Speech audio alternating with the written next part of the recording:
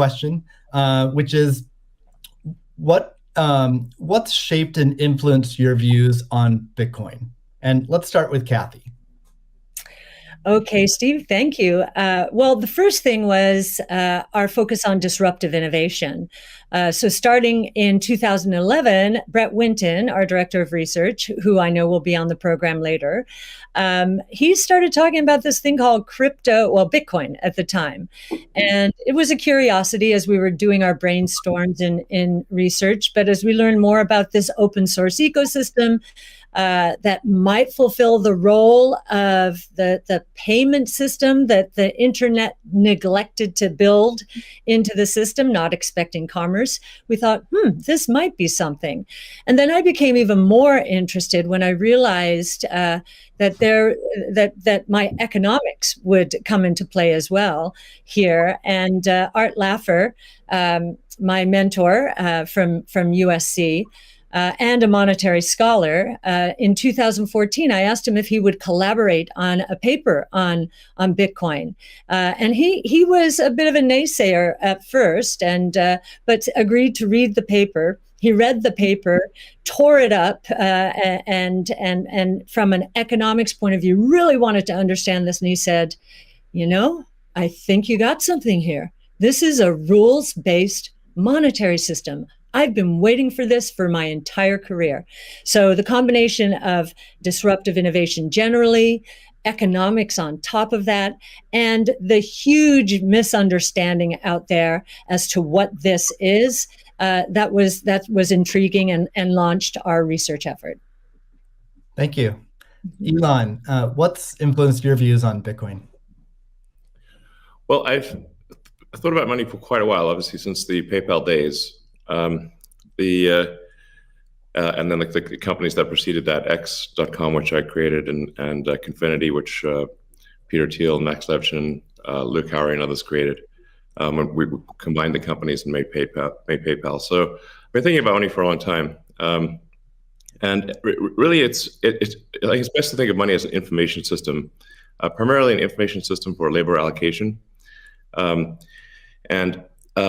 practical purposes, it exists in a series of heterogeneous databases, like very different databases in bank mainframes around the world.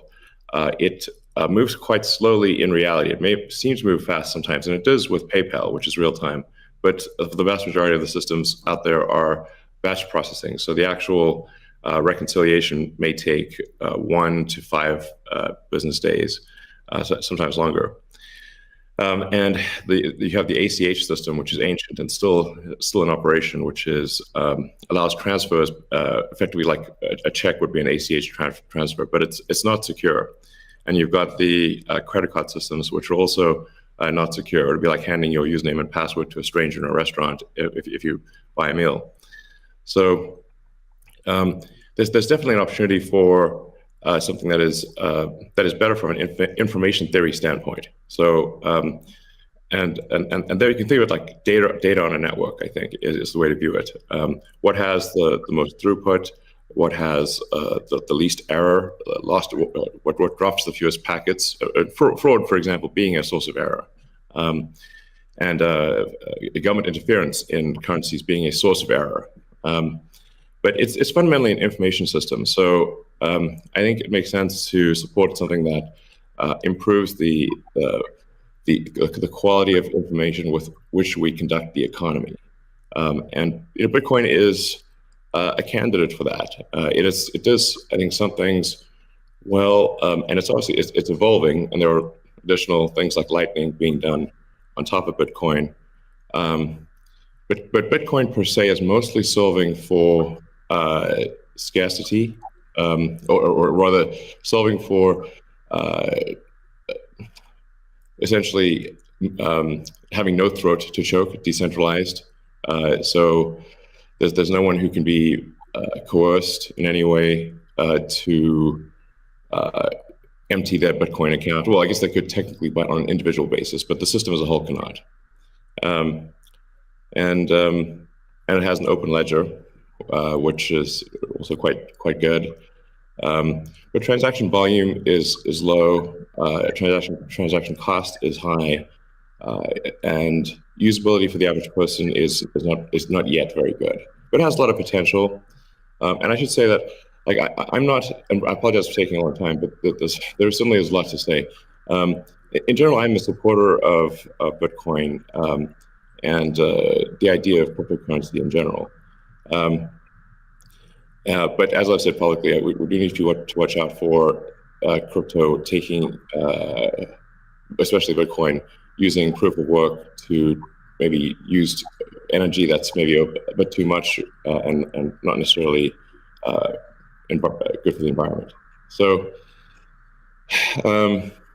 but on balance, I support Bitcoin, and I'm not an investor. The only publicly traded stock I own is Tesla, and the only significant thing I own outside of Tesla is my SpaceX stock that could help create both companies. So, but apart from that, I do own Bitcoin, and Tesla owns Bitcoin, SpaceX owns Bitcoin, and then I do personally own a bit of Ethereum and Dogecoin, of course.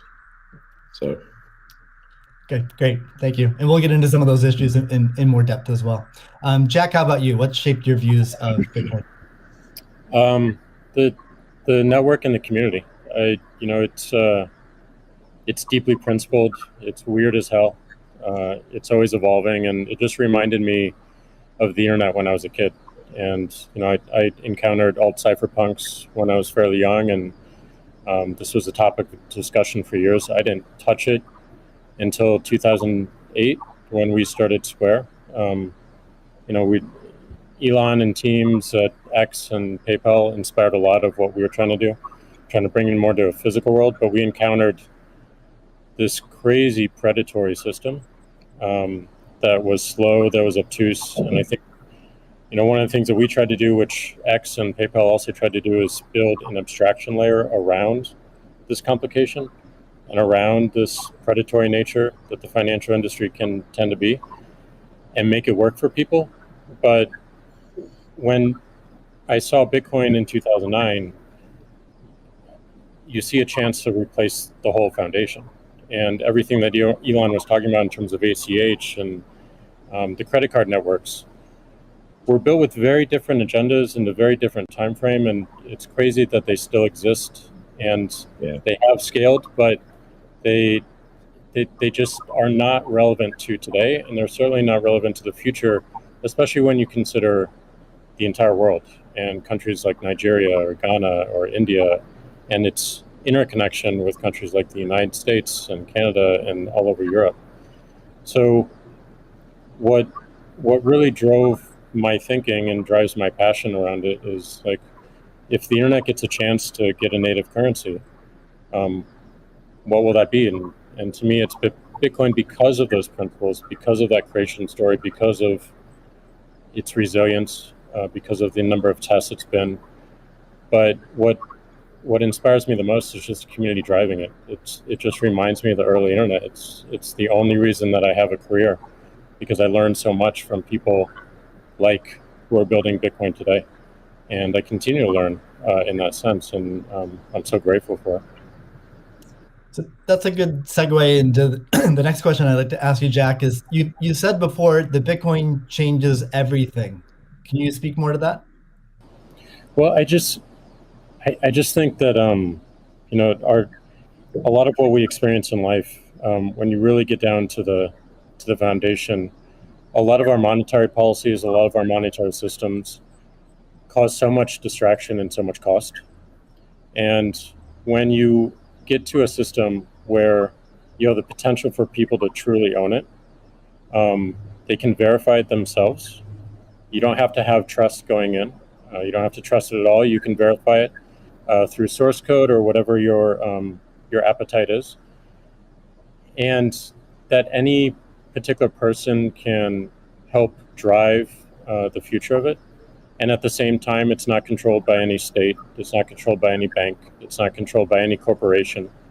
And these three parties of people who participate in the network, people who mine, and also the developers, constantly debating the correct roadmap and the way forward, is a beautiful thing. And I don't know of many other consensus-based models that have existed at that scale for this long with this amount of success, and we're still fairly early. So when, I met a woman in Ethiopia 2 years ago, and she was trying to create the lift for Ethiopia. Elon, I think I reached out to you at that time as well because she really wanted some Teslas. She still has to take paper fiat cash from her passengers and pay all of her drivers in the same way because there's no monetary system that she can utilize. There's nothing digital. And Africa as a continent is hugely interconnected from a monetary standpoint, but also hugely taxed in that same way. So a lot of the potential that I see, the internet having a native currency helps her build her business in a much faster way. And also, if you consider something like Bitcoin existing before YouTube, before Twitter, before Facebook, a lot of the business models that we have today would not be the same. We would certainly not have the dependency we have upon the advertising business model if Bitcoin existed pre-Twitter. And I think the amount of business models that it enables, the amount of innovation it enables going forward, especially when you can consider the whole internet instead of going country by country by country by country, which you have to whenever you're dealing with finance, it really just opens the aperture. And that is what I want to see in my lifetime is a currency that is standard and sound for the internet that everyone can use. Great. A hallmark of Bitcoin is its fixed supply of 21 million coins. Elon referenced that earlier. It may be the first system that humans have created that humans cannot later change. Kathy, I'm curious, with your background in monetary history and macroeconomics, what are your thoughts on that type of system? Oh, well, I'll recount the story about Art Laffer and our going through the paper. And he said, as I said, first rules-based monetary system, global, ever. This is a very big idea. Once we had convinced him of the ecosystem itself. Now, this is the role that it's playing, given that the rule is a quantity rule, that 21 million units, is really a store of value role. So there are three roles of money. Store of value, very important. The means of exchange, so for transactions, and the unit of account. Every good priced in terms of whatever the unit is. So store of value is its primary use right now. The others exist. Unit of account, reserve currency of the crypto asset ecosystem. That's being seeded a little bit towards stable coins right now. But the store of value is a very big role. And means of exchange with apps built on top of the Bitcoin blockchain, we think is going to become more of a reality. Right now, high value transactions take place over Bitcoin, and that is a very useful role. So we look at those, and I remember saying to Art, "How big could this be?" And he said, "Well, how big is the U.S. monetary base?" Well, today it's $8 trillion. $8 trillion. At the time we were talking, it was $4 trillion. So we've gone through another crisis since then. And so this store of value, this idea that purchasing power will go up over time if demand rises relative to supply ultimately fixed at 21 million units. That's a very good thing. Purchasing power going up globally around the world. And this idea that it's a hedge against confiscation of wealth. And that can take place in a myriad of ways.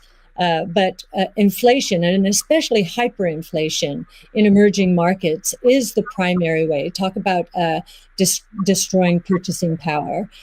So that's a very big idea. And I'll also mention deflation. In some ways, it's a hedge against deflation. I know some people are confused that we at ARC think that we're in a deflationary environment here in the United States. If that is true, the odds of a hyperinflation in the rest of the world, especially in emerging markets, is also true. So, but this deflation, and we learned from 0809, there's counterparty risk associated with deflation. And I think Bitcoin would be a hedge against that eventuality as well. So it's a very big idea. Right. I suspect among us, there's not a lot of debate about Bitcoin's potential as a store of value. But Jack, you referenced earlier it being or becoming the native currency of the internet. Can you speak more to that, and also how it relates to maybe how institutions think about it? Yeah, I mean, like just simple example. If I happen to be in Ghana and my family is in Nigeria, currently I can take anywhere from and I need to send money back. Anywhere from 10 to 30% off the top just to send that money back. Whereas if you just focus on the worldwide remittance problem, Bitcoin solves so many of those problems today instantly without having to go through any intermediaries or any slowness or complicated systems that a corporation or a state created. So I think having sound money with that is separate from the state is the idea. Having it completely verifiable by everyone, including the state, including corporations, including individuals, including developers who want to build on top of it, is quite powerful, and that's what keeps it secure and strong. And I think that's we need more of that, which is why this one of the reasons why this conversation is so important is as entities come into the space, it's not just buying an asset and holding on to an asset and treating it as an investment. There's something special that created this, and something precious and something very unique, which has to be protected, and we need to do whatever we can to help that thrive as well. Elon, I'm curious your opinion on this. You mentioned earlier about Bitcoin's throughput, or the importance of throughput, maybe some concerns around Bitcoin. Can you speak? Do you think Bitcoin can become peer-to-peer cash? Well, Bitcoin does have a fundamental scarcity limit at the base layer that's designed in. That doesn't mean you can't have some layer 2 system in theory like Lightning. And I understand Lightning is doing well in some small countries. There's some question mark as to whether you need a money transmitter license. Just a debate as to whether that's needed, given that it is not open ledger. So that's a whole separate debate, of course. But Bitcoin by itself simply cannot scale to be the monetary system for the world at base layer. But with a second layer, this is possible depending upon how that second layer is implemented. That's part of why I think there may be some merit to something that may seem silly, like Ethereum, like Dogecoin. I think Ethereum also, like I said, the three things I own outside of SpaceX and Tesla, and obviously it's a Neuralink and Boring Company, but of any significance are Bitcoin by far, and then some Ethereum and some Doge. So if the price of Bitcoin goes down, I lose money. I'm not sort of I might pump, but I don't dump. It's not a case of I definitely do not believe in getting the price high and selling or anything like that. And I would like to see Bitcoin succeed. I think there's some merit to this is not a slam on Bitcoin. There's some merit to considering something that has higher max transaction rates and a lower transaction cost, and kind of seeing how far you could take a single layer network where the exchanges act as a de facto second layer. I think you can probably take that further than people realize, and as bandwidth increases over time, latency decreases. SpaceX's Starlink is actually playing a role in this. And I think long term, people will probably have access to worldwide access to gigabit level connectivity at low latency, and so at low cost. And so then your base layer could do a lot of transactions if you take that into account. So yeah, but like I said, Bitcoin with a layer 2 system, so they could scale to do a vast number of transactions. Same goes for Ethereum. Question about the scaling at the layer 1. The concern from the past 5 years of debate in the Bitcoin community is that would sacrifice too much decentralization and hurt the censorship-resistant properties of Bitcoin. I'm curious if what are your thoughts on that? Are you sensitive to that? And are you concerned about losing some of the special properties of Bitcoin or another cryptocurrency by scaling at layer 1? Yeah, I mean, these things are helpful to use the physics tools of thinking and say, scale up, scale down, and see if it still makes sense. So if scaling up the transaction block doesn't make sense, why don't you scale it down? And have it be, so that somebody, with a laptop from 2008 can still run a Bitcoin node. Why not slow it down? Oh, you want to slow it down? Well, maybe you're at the wrong number then. there's actually there's members in the community that do want to slow it down, but I understand your point. It's silly. The reality is the average person is not going to run a Bitcoin node. So this is and Bitcoin, it was a lot of clever ideas, but these parameters were set, I don't know, in 2008 or something, maybe 2009. And there's been some improvements since then, but not a lot. So, it's sort of like there was still in 2008 there was still a non-trivial number of people on modems. So, now it is quite common to get 100 megabit connection just for a house. Some houses have gigabit connections. So, and that trend is obviously in the direction of higher bandwidth and lower latency. And if somebody else doesn't do it, Starlink certainly will. So I have high confidence that you will be able to maintain a decentralized finance system while still having a much bigger blockchain, aka ASCII text ledger, a hash ledger. You can make the hash ledger bigger without suffering from decentralization as the average connectivity improves, obviously. One idea would be to to put a Bitcoin full node in Starlink terminals. That way more people would be running it. Actually, I have run this by the team at one point. I had this idea, which is kind of off the wall, but let's say you need a little space heater. And normally your space heater would just be pure entropy. Well, what if that space heater was also a Bitcoin, Ethereum, Doge mining node? Pick your currency. And so then you'd be heated up, and you would also mine your crypto and have connectivity in one. I love that idea. Yeah, I mean, better than running a space heater. Absolutely. Are there any other, so you're drawn to Dogecoin a little bit. Are there any other gaps in Bitcoin that you see that cause you to be drawn towards Dogecoin? Oh, I think, I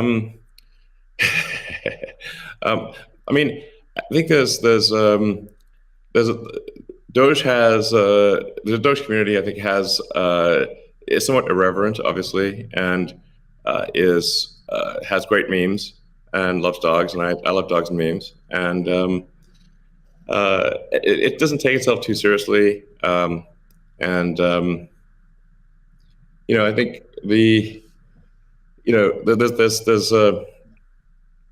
there's Occam's razor, which is the simplest answer is the most likely. It's a summary of Occam's razor. The simplest answer is the most likely one. Then there's a friend of mine came up with a variant on that the most ironic outcome is the most likely one. And then I have a variant on that, which is the most entertaining outcome is the most likely one. So if that is true, then the most ironic and entertaining outcome would be that the cryptocurrency that was started as a joke to make fun of cryptocurrencies ends up being the leading cryptocurrency. That would be the most ironic outcome. Jack, what are your thoughts on that? Is Bitcoin resilient enough to overcome that? I think it's resilient, but also I think like you find, I mean, that's what attracts me to Bitcoin in the first place is the irreverence. A lot of that just brings it forward, and you know, at first go it makes it a little bit inaccessible, but as people get into it, it makes it more accessible and more spreadable. And I absolutely think the resilience is there. I think it's important to have fun as well. And anyway folks can express themselves. I think that goes back to the main idea of like how do we create a native currency for the internet? Anything that goes towards that path, like that's whatever wackiness or fun we can have along the way. That's going to make it a lot more enjoyable, and it's going to make a lot more people want to use it.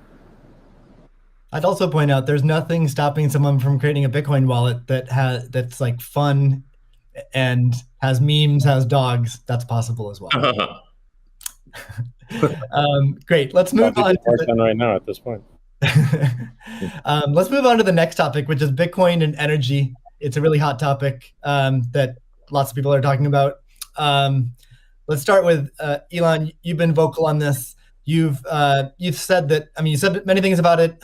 You've also said that Tesla will resume payments in Bitcoin payments if the renewable energy is approximately 50% and sort of looks like it's on a positive future trend. What do you think the state of things are with respect to that? Yeah, so I do think that there appears to be a positive trend in the energy usage of Bitcoin.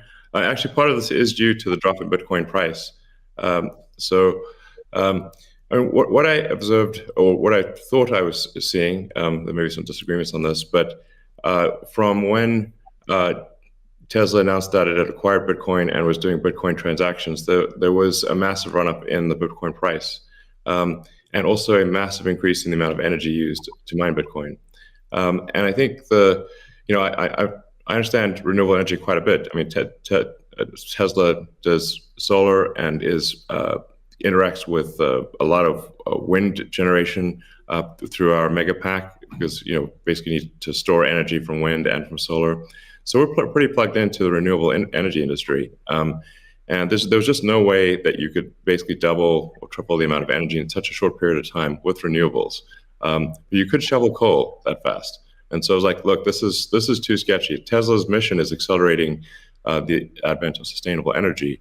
We can't be the company that does that and also not do appropriate diligence on the energy usage of Bitcoin. So all I did was I said, look, we're going to suspend Bitcoin transactions for now. We're not selling any Bitcoin, nor am I selling anything personally, or nor is SpaceX selling any Bitcoin. Again, I want to emphasize SpaceX, Tesla, and I own Bitcoin. I also own a little bit of Ethereum and Doge, but the companies just own Bitcoin, and the Bitcoin that I own is worth much more than the Ethereum or Doge. So clearly, if I'm, if these actions negatively affect me financially, if I was purely financially motivated, then I would not express this reticence about Bitcoin energy usage. Now, it looks like Bitcoin is shifting a lot more towards renewables, and a bunch of the heavy-duty coal plants that were being used, unequivocally being used, this is not a question mark, have been shut down, especially in China. So I think it's probably, we want to do a little bit more diligence to confirm confirm that the percentage of renewable energy usage is most likely sort of at or above 50%, and that there is a trend towards increasing that number. And if so, then Tesla will resume Bitcoin, accepting Bitcoin. Yeah. So I think we want to just do a little bit more diligence, and I think, but most likely the answer is that Tesla would resume accepting Bitcoin. Most likely. That's Steve, great to hear. I would Steve, agree with that. Kathy? yeah, may I ask a question? Elon, I'm not quite sure if you saw the paper that Square and ARK did together on making Bitcoin mining a part of a utility, a broad-based utility ecosystem, whereby, the overage from sunshine or wind powers the Bitcoin mining machine, thereby enabling the proliferation of renewables to a much faster extent or at a faster rate than otherwise would be the case. What do you think of that? Well, the problem is that in order to operate so-called mining or hashing rigs, in order to operate a bunch of hashing rigs, effectively, you have to run them 24/7, which means you need base load.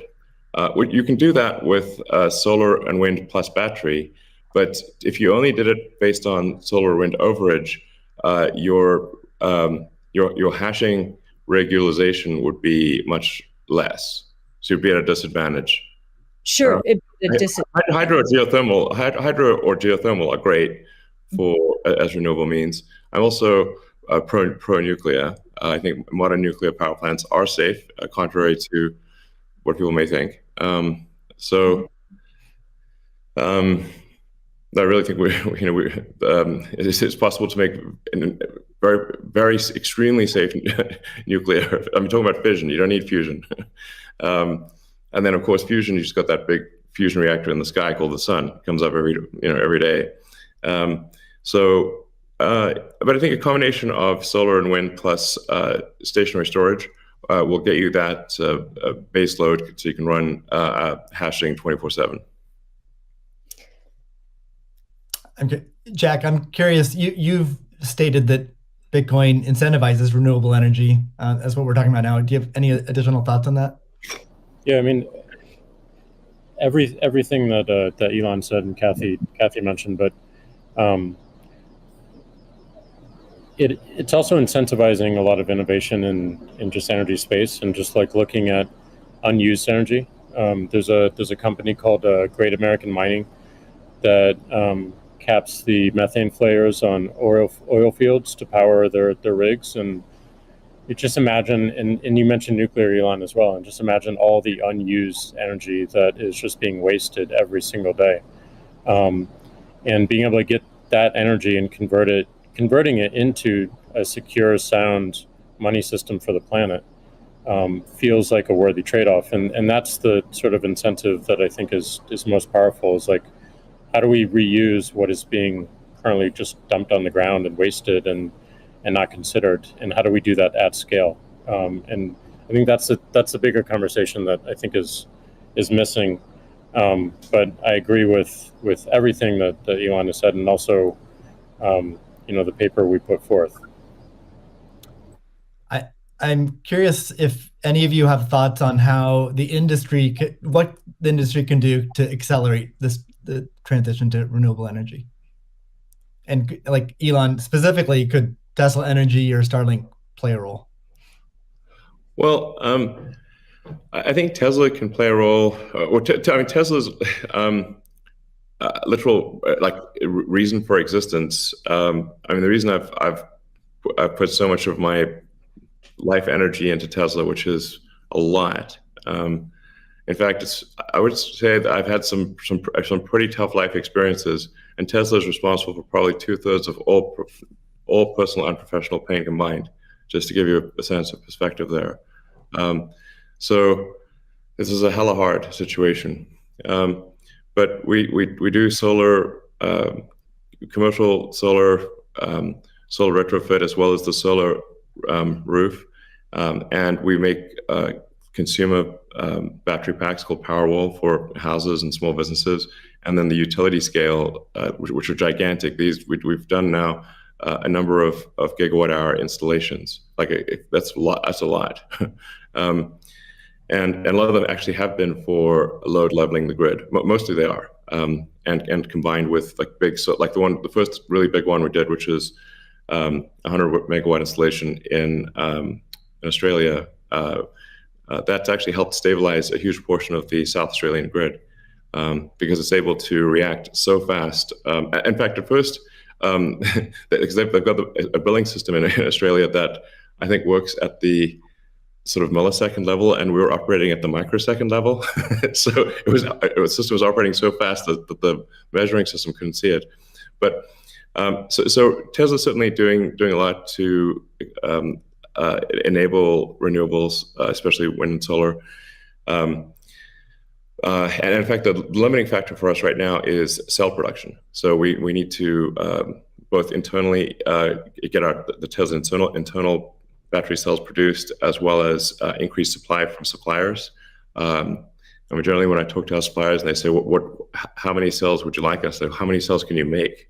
Because sometimes they're like concerned, like, well, is Tesla going to compete with them on cells? I'm like, no. If you want to make the cells, be our guest. It's just that we need a crazy number of batteries, and they need to be done. It also needs to be mined and produced and manufactured in an ethical and environmentally sound way. So, Tesla, we really do aspire to be the good guys, like, to be a company that people can believe in. That doesn't mean we don't make mistakes, but that's what we try. So, but I think generally hydro, especially existing hydro, is good for mining. Geothermal, there's lots of places in the world that have geothermal energy.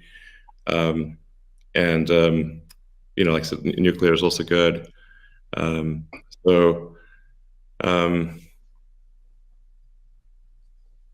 think just I'm like as I said earlier, the expectation is not like that the energy production must be pure as the driven snow, but it must it can't be using. It also cannot be using the world's dirtiest coal, which it was for a moment there. That's just difficult for Tesla to support in that situation. So I think, but I do think long-term renewable energy will actually be the cheapest form of energy. It just doesn't happen overnight. But as long as there is a conscious and determined and real effort by the mining community to move towards renewables, then obviously Tesla can support that. That's great. Kathy, we've been talking a lot about energy, but many institutions are facing questions around Bitcoin's relationship with ESG. Can you maybe speak a little bit more to what is S and G in ESG and how Bitcoin might support those? Sure. So E, of course, is environmental, S is social, and G is governance. And there is a massive movement afoot in the institutional world, especially, to embrace ESG and make sure that their asset managers are doing the same.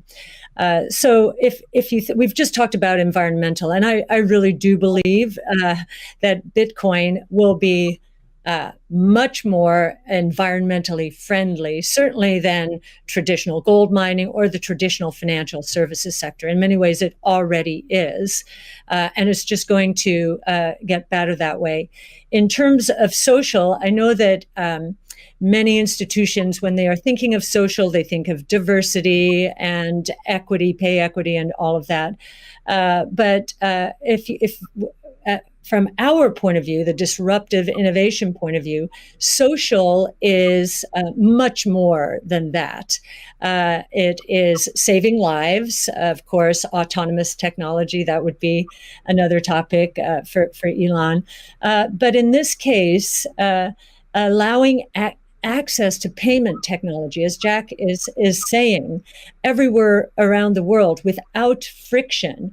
And just back to the remittance example, I think if I've got these stats correctly, there are certain countries in the world that are incredibly dependent on remittances for GDP. To Tonga, 37%, El Salvador, which just deemed Bitcoin legal currencies, 24%, Nepal 24%, and I think the remittance industry globally, roughly 700 billion. Saving people these egregious fees, think about it, you're paying anywhere from 8% to, as Jack said, 30% of your $100 that you're sending back to your family. That is social responsibility, I would submit, as is just the economic empowerment that Bitcoin will enable. We've talked about that already. And I know that Alex Gladstein is going to be talking later about, the 4.3 billion people in the world who are hostage to authoritarian regimes, or the 1.3 billion who are living in double-digit and triple-digit inflation, if not more. Saving them from the destruction of their purchasing power certainly is a noble social goal. So we expand social to be much more than the traditional ESG community. And then on governance, you've got the transparency of the ecosystem. It's completely transparent, unlike the opaqueness of financial systems and the toll takers in the traditional financial world. And I think a huge part of governance in the Bitcoin ecosystem are the Bitcoin core developers. Now, before I met them, and I've had the pleasure and the honor of meeting many of them, that was a part of this ecosystem I didn't understand. But actually getting to sit down and talk to them, if I have a learning curve need, it certainly is on the technology side. But in terms of talking to them about economics, economic theory, failed monetary regimes historically, they know economic history, many of them, better than anyone I've ever met. So that gives me a great degree of confidence that, they do believe they are on a noble mission. They could be paid a lot more than they're being paid right now if they worked at Google or Facebook or some of these other areas. But they've chosen, this sense of purpose for a noble goal. And they have incredibly strong technology backgrounds. As well as a good understanding of economic history, especially monetary history. And it gives me a great deal of comfort as I think about the governance of the ecosystem, much more so than I think we would find in other financial ecosystems. And just to give you an example of that, I think 2 years, we were talking about not apparently, there's a big debate about reorganizations, I know, in the Ethereum network right now. Well, we saw the core Bitcoin developers and others at work back in 2019 when Binance tried to reorganize in order to reclaim 7,000 Bitcoin that were hacked. And they just wouldn't allow it. So we've already had some very good tests of the Bitcoin ecosystem, including developers. So that would be my answer. Thank you. And it's a great transition to the next topic area, which is Bitcoin ethos. And what is Bitcoin ethos? I mean, Bitcoin was born as open source and it's very transparent. There's also a staunch defense from the community around decentralization and a lot of the core principles of Bitcoin. So let's talk a little bit about that and what makes it special. Jack, Square has done a lot to support open source Bitcoin. Can you tell us a little bit about what Square has done and what advice you'd have for other institutions looking to follow in its footsteps? Yeah, I mean, I was very skeptical of corporations when I was a kid, and I'm still skeptical of corporations today. And, as we've used corporations to be, they've been great vessels for what we need to do and the ideas that we need to bring to the world. But, Bitcoin is not that.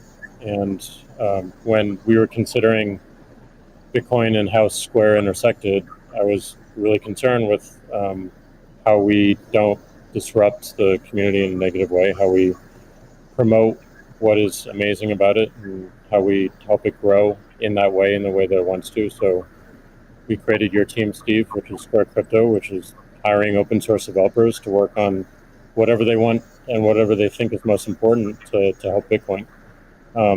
We created an organization called Copo, which we gave up all of our crypto patents so that the community can use them in defense against trolls and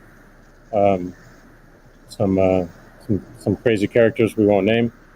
And we continue to find ways that, like, following that Bitcoin path, we're going to create a hardware wallet.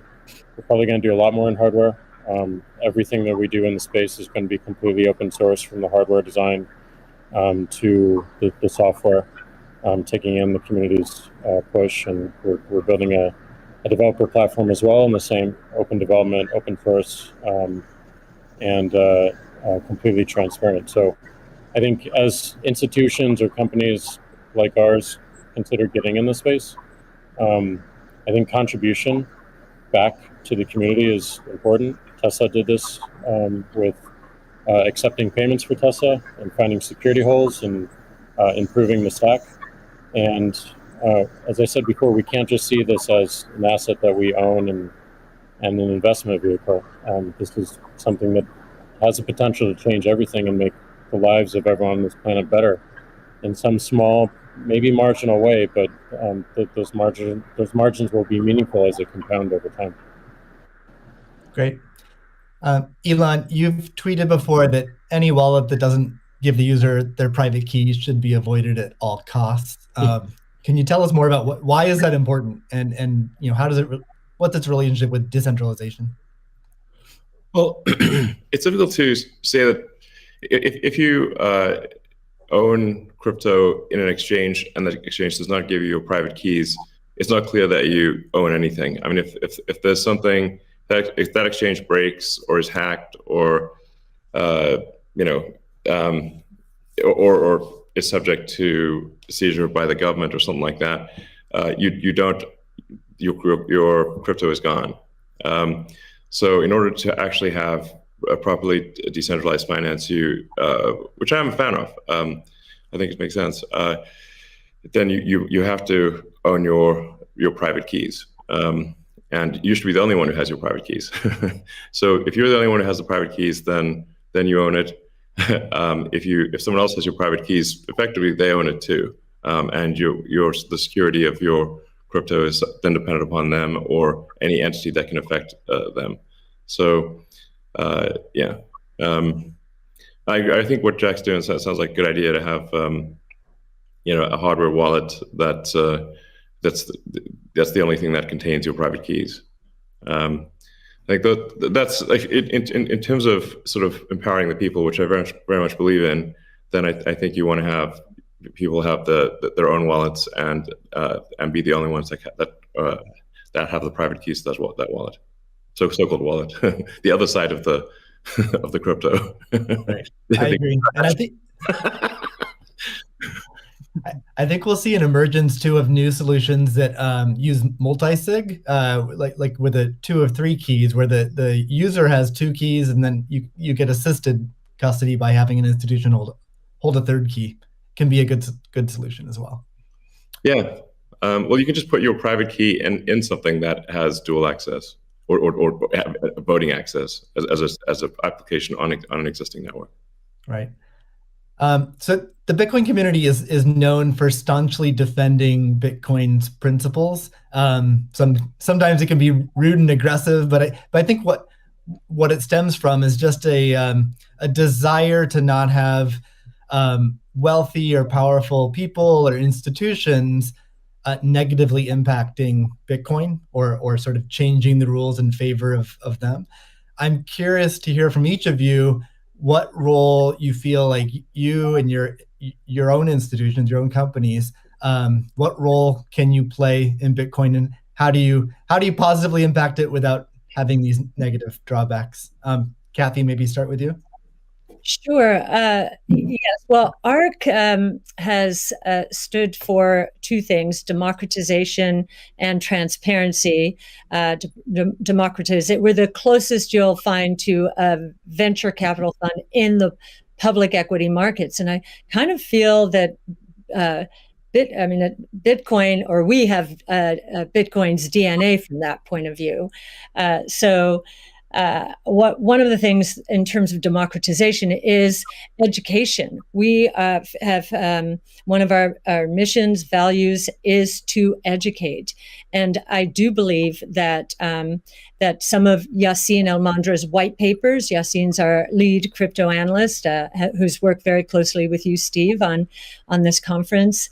Are helping the cause. We've done, and not only for retail investors, we found that we had to do a bit more when it came to institutional investors, just because of the way that they invest and the way they like to receive information. So just like in our investments, we've been the retail community has been more attracted to us first, and now the institutional community is coming along. So I do think our transparency of research, especially in the social world, social media, pushing our research out for free to anyone, is part of our way of helping the community. And I do think encouraging, and this is something that Jack just said, I would encourage the support of the Bitcoin core developer community. As I said before, it's amazing to me, having gotten to know some of them, how strong their sense of purpose is here. And so we'd like to be helpful in making that happen as well. That's great. Jack, how about you? How do you view your own personal role and the companies you run? I think my own personal role through the companies I run is to really push for more decentralization, like at everything that we intend to do with the wallet, being non-custodial, building a developer platform, focusing on non-custodial solutions. On the Square side is important, being completely open development and open source. But I also think it's important on the Twitter side as well. My biggest focus right now is on a decentralized social media protocol. We're calling it Blue Sky. It's super, super early, but we've learned a lot from what makes Bitcoin Bitcoin and why that's important. I've learned a lot in that sense as well. And I think, just continuing to push on that thread and show it with our actions every single day in support of this community that's taught me so much and I think will benefit so many people. That's what I'm focused on. What about letting Twitter advertisers pay in crypto? Yeah, I think enabling anyone. As you know, Elon, if we had Bitcoin or a native currency for the internet before Twitter started, it just creates so many different business models that we wouldn't have to be so dependent upon advertising generally. And sure. I do believe that that we have them, any form of payment that they want to use, we should be able to take. So okay. Absolutely, but I'm more focused on how do we create economic incentives in the network itself without having to rely on advertising. Yeah, it's just that the money has to come off of the crypto so-called coins, the hash strings have to come off and get translated into real products and services.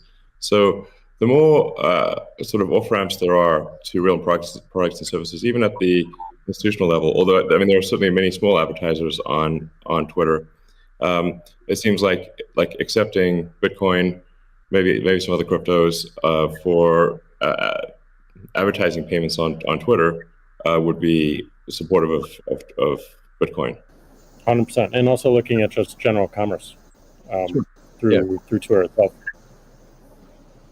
That was great. Sorry, what, Elon?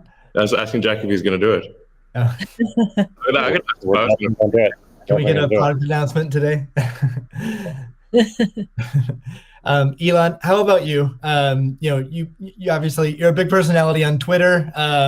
What are your thoughts on your role and your company's role in Bitcoin and sort of preserving the ethos? Yeah, I mean, I generally think we should do things that benefit the people as a whole and increase the probability that the future is good. So, I think to me, it just seems self-evident that we should kind of take these set of actions most likely to make the future good. And I think probably crypto or some of the cryptocurrencies will make the future better, most likely. It's not, I always think of these things in terms of probabilities, but I think it's probably better for there to be a prosperous Bitcoin, Ethereum, Dogecoin, maybe some others in the future. And I think it can have an empowering effect for individuals and increase the power of the individual relative to government. And really, if you think of government is just a corporation in the limit. So sometimes some people are like against corporations but for government. It's like, guys, government is just a corporation in the limit. It's the biggest corporation of all, and it's got a monopoly on violence. So if you don't like corporations, you should really hate government. There you go. All right. We got about, we'll try to wrap up in 10 minutes. So let's move on to future of Bitcoin. So Tesla and Square have both